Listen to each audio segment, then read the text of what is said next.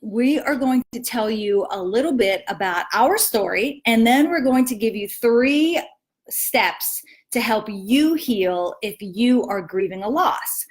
So, and as Gabriel said, when I was kind of running through my article yesterday, he said, Mom, when are you going to get to the helpful part? Because right now it's just all of the bad stuff that happened to us. So I was like, oh yeah, maybe I need to move on. So we'll cut it. So Gabe is 13. And when he was younger than a year old, his dad and I divorced, which was really hard for me at that time. I was very angry. I didn't yet know Jesus. I had this little baby who was, of course, amazing, but a handful. And I really had a hard time. I was really very, very angry. So Gabe, you don't really remember Jess and I being together. I think what I remember is going through transition time. Mm-hmm. So going back and forth between my dad and mom. Mm-hmm. But now I kind of enjoy it. It's fun. Yeah. So in the beginning it was tough, but he's digging it now, which I'll just do a little insert here, which is actually in a sense another loss, because I certainly don't want Gabe to be unhappy when he goes to visit his dad. But now his dad is engaged to a really wonderful woman. And that's kind of another loss for me, because now I'm not his only mom. And I've talked to Jess about it, and I've talked to Gabe about it, and it's my issue, and I need to deal with it. But yeah, so that's kind of hard. So all of this has been, well, he's 13, so it's been over 12 years. So a lot of healing has taken place. The next loss that we're going to address that happened to us personally still is sometimes feeling like a large weight. So like I would say the loss with my marriage to Jess, Gabe's dad, I would say that's somewhat like maybe a little handbag. It's still with me because Gabe wasn't with us for Thanksgiving, so there's a loss there. So grief and loss change, and I would say it never leaves you, but it does become more manageable, and then some days it's not. So I don't know. I guess I'm beating around the bush because this one is still hard. So Tim and I got married when Gabe was 3 and Ethan was 4 and Mackenzie was 5. And if you want to get into more detail, you can go to connectpointmoms.com/articles and you can read this article. I do go into more detail on that. And so Kenzie and Ethan and Gabriel and Tim and I were growing up together, and we blended very well. And like right away I was Miss Kate to Kenzie and Ethan because I worked at the Child Development Center where they were. That's how Tim and I met.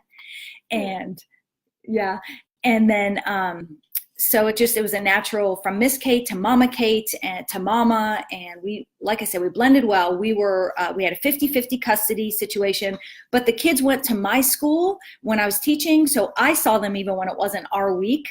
And yeah, and Gabriel doesn't really remember a time before Kenzie and Ethan were your brother and sister.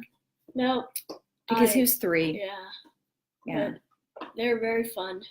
Yeah. Yeah. So, but their mom never liked Las Vegas, and that's where we live. And she had taken Tim to court several times to leave Las Vegas with the kids, and it wasn't ever successful for her. And so I guess third time's the charm. It was. So in 2013, so 5 years ago, she moved to another state with her husband. He had gotten a job in another state, and they had a new baby. And so she moved, and then we went to court the month later, and she won custody of the children. And we were our world just collapsed. It was awful. I remember it. I remember going back and forth between the custody battles. And then I remember the time where she won, and I remember you guys. You're so sad.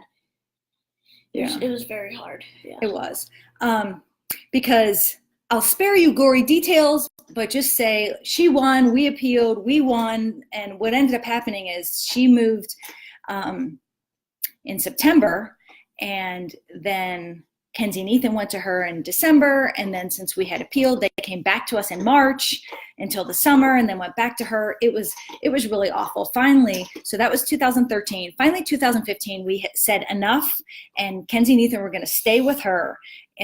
Starting in June, we had to sell the house, the big house, and some of that was financial because custody battles are expensive. But some of it was just, I did not want to be in this great big house without my children. I mean, you matter, of course, but I was like, we're not going to be in this 2,700 square foot house with just Gabe. I'm like, I'm not cleaning that whole thing, and the memories, and it was just too hard for me. So we moved to this home, affectionately called the Little House, but it's half the size, so it's easier to clean. And so that was about June, July. We moved here. And then in November, Ethan came home again. So it's been like that since November 2015. Yeah. Ethan and Gabe live here, and Kenzie lives there, and we see her on vacations. So, yeah. You good? Mm-hmm. Okay.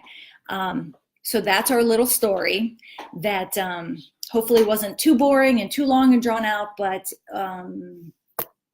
it was pretty painful, and it still is, because like right now Ethan's not here. He's and I'm happy that he gets to visit his mom and his sister, and he has siblings there and his stepdad.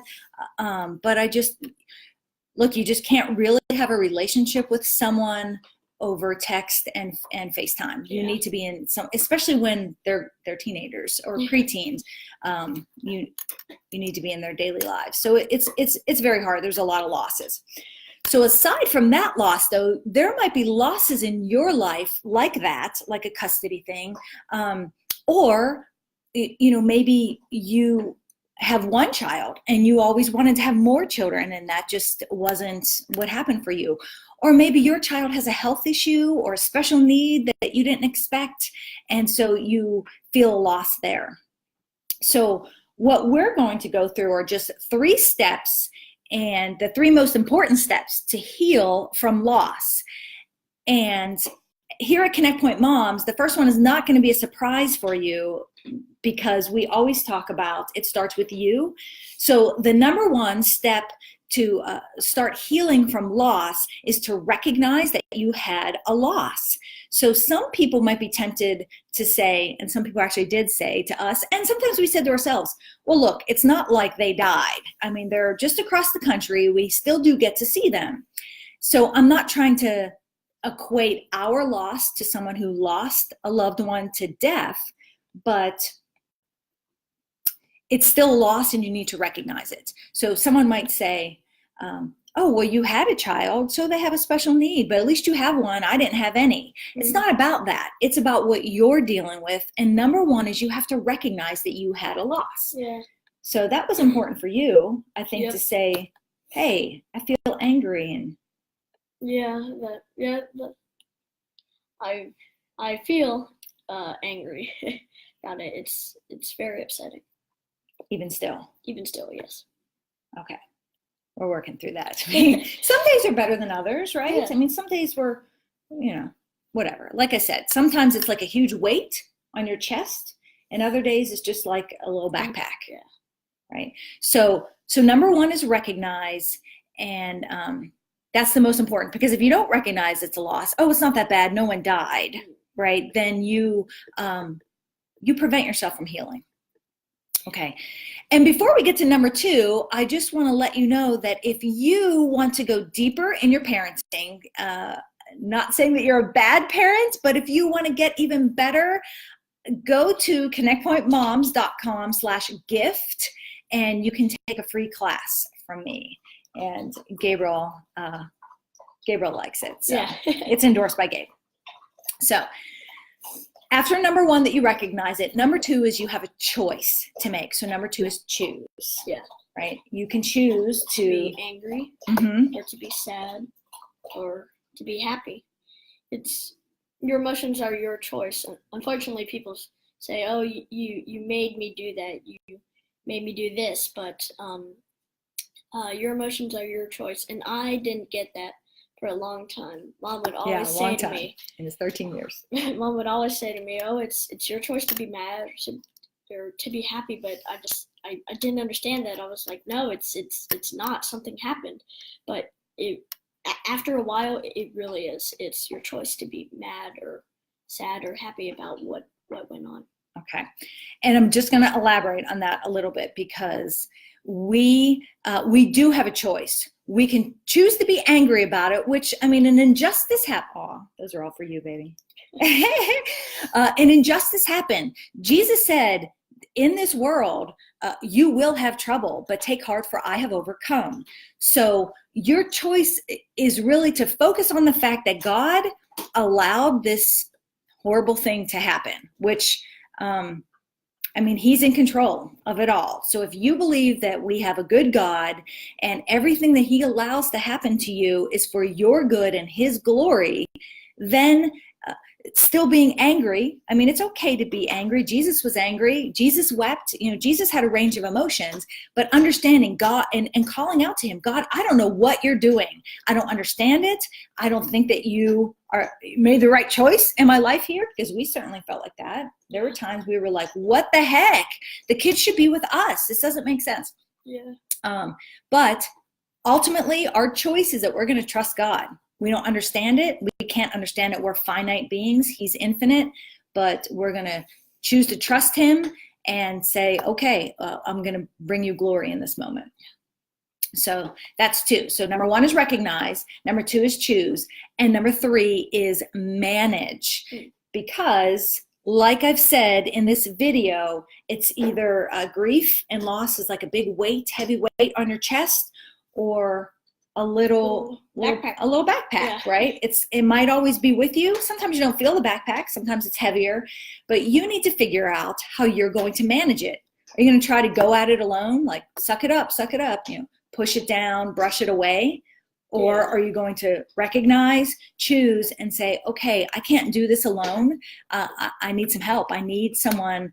And my training last week and article last week was about how to help people who are grieving. So whether you're in this situation or you need some help, and can kind of recommend someone to that, to say, I just need you to listen to me. What was most helpful for us, and I don't know what was most helpful for you, but what was most helpful for us was when people just said, we are so sorry this is happening. And they just hugged us and loved us. What was helpful for you, Gabe? What was most helpful for me, first, it took a while for me kind of just to wrap my brain around what happened. But what was most helpful to me was just talking to people and for them to actually listen. Listening to somebody, that's good. Right, when they're just there with you. Yeah. You know, don't feel like you have to offer people advice. And I'm sure if you're in a situation like us, you don't want advice. You just want people to be with you and love you. So yeah, like, because the advice that we got, like, well, at least they're not dead. It's like, at least, I don't know. That wasn't really helpful. It was because we were still suffering from a loss. So yeah, so there'll be ebbs and flows when you deal with grief and loss, and but you're not alone. You are not alone, especially if you're in Christ. He promises to never leave or forsake you. Yeah. Never. It might feel like he's left you, but he hasn't.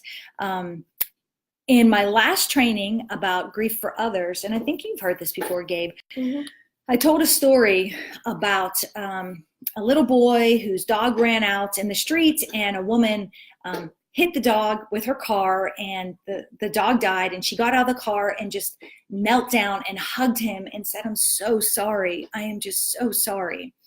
And that is really how God is with us. He's weeping with us. He's with us through our loss. And sometimes we tend to see God as, instead of getting out of the car and hugging us and saying, I'm so sorry, you know, this is awful and I love you and I care for you, we see him as standing there going, you shouldn't have let the dog run out of the yard. You know, it's really your fault. It was your responsibility. What's the matter with you? And that's not how God is. That's not how he is. So. Yeah, and all three of these, recognize, choose, and manage, they all go together. You can't manage it without recognizing that you have a loss. Mm-hmm. Yeah, so all of that goes together. He's pretty awesome, right, Moms?